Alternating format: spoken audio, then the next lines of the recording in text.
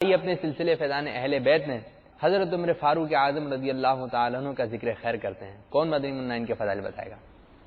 جی ہمارے یہ مدنی منا۔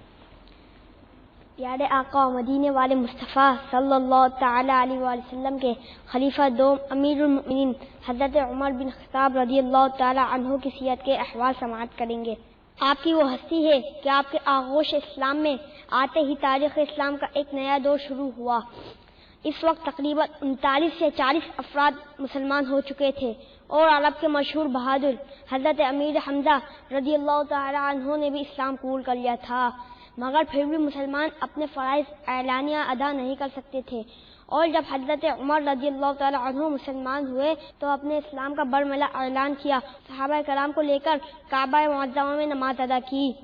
آپ رضی اللہ تعالی عنہ کے فضائل بیان کرتے ہوئے پیارے آقا صلی اللہ تعالی علیہ وآلہ وسلم ارشاد فرماتے ہیں، اگر میرے بعد کوئی نبی ہوتا تو عمر بن خطاب رضی اللہ تعالی عنہ نبی ہوتے۔ سبحان اللہ، سبحان اللہ، کیا شان فاروق اعظم رضی اللہ تعالی عنہ کی، اور کس قدر عظمتیں ظاہر ہو رہی ہیں۔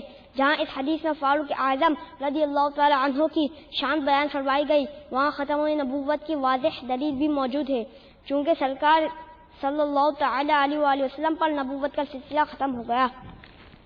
اب قیامت تک کوئی نبی نہیں آ سکتا، اور اگر آنا ہوتا تو نبوت حضرت عمر رضی اللہ تعالی عنہ کو ملتی۔